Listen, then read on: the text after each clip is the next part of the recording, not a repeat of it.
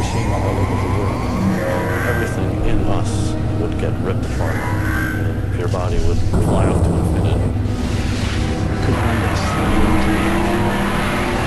Racing to track down these cosmic killers before they change our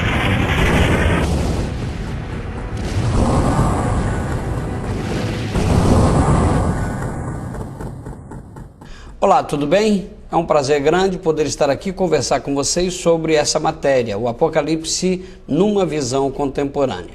E o tema deste capítulo é o Anticristo. Para podermos compreender a respeito deste assunto, nós precisamos navegar na Palavra de Deus. Precisamos ler o Apocalipse, que é o livro que João escreveu e deixou para nós. Eu chamo a sua atenção para capítulo 1, versículo 3 do livro profético chamado Apocalipse, que diz o seguinte: Bem-aventurado aquele que lê e bem-aventurados os que ouvem as palavras desta profecia e guardam as coisas que nela estão escritas, porque o tempo está próximo. Anticristo é uma palavra grega que significa contra Cristo. A ideia do anticristo se relaciona com o homem da iniquidade e com as bestas. João, o apóstolo, escreveu epístolas, e na sua primeira epístola, no capítulo 2, versículo 18 e versículo 22, no capítulo 4 e versículo 3, diz o seguinte: Filhinhos, e esta é a última hora. E conforme ouvistes que vem o anticristo, por onde conhecemos que é a última hora. Quem é o mentiroso? Esse mesmo é o anticristo, esse que nega o Pai e o Filho. O capítulo 4 e 3 diz assim: O espírito do anticristo, a respeito do qual tendes ouvido que havia de vir e agora já está no mundo. João, na sua segunda epístola, no capítulo 1, continua fazendo o seguinte alerta: Tal é o enganador e o anticristo. Olhai por vós mesmos, para que não percais o fruto do nosso trabalho, antes recebeis plena recompensa. O apóstolo João, estando na ilha de Pátimos, de repente Deus começou a mostrar as promessas que deveriam ser entregues aos cristãos convertidos e as coisas terríveis que haveriam de acontecer para a humanidade no tempo do fim. O anticristo será um homem forte, poderoso, um governo globalizado, eleito no processo democrático por via indireta e tornar-se-á um ditador. O seu governo será globalizado politicamente, administrativamente e religiosamente.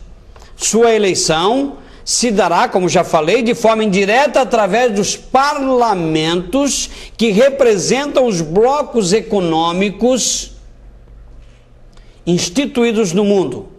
Isto é, sairá, mesmo como sendo indireta a eleição, sairá do povo. Vejamos o que João viu a respeito desse líder. No capítulo 13 e versículo 1, João escreve o seguinte: Então vi subir do mar uma besta que tinha 10 chifres e 7 cabeças, e sobre os seus chifres 10 diademas, e sobre as suas cabeças nomes de blasfêmia. João viu subir do mar uma besta. Mar, na Bíblia, significa povos. O próprio Deus revelou a João com clareza o seguinte: abra sua Bíblia no capítulo 17, versículo 15, que diz assim: Disse-me ainda, as águas que viste são povos, multidões, nações e línguas. Uma eleição por voto direto do povo será impossível por se tratar de um líder mundial. As nações serão representadas nos blocos econômicos através dos parlamentos instituídos.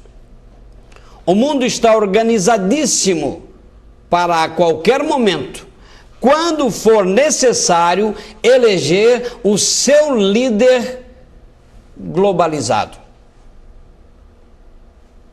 Vejamos algumas das organizações em regiões diferentes no globo terrestre.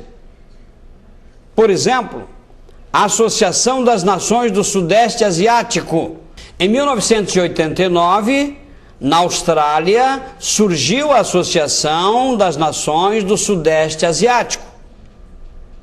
A Comunidade dos Estados Independentes surgiu em 1991, criando-se ali a Comunidade dos Estados Independentes, o CI, integrando 12 países das 15 repúblicas que formavam a União Soviética, ficando fora os 3 estados bálticos, a Estônia, a Letônia e a Lituânia.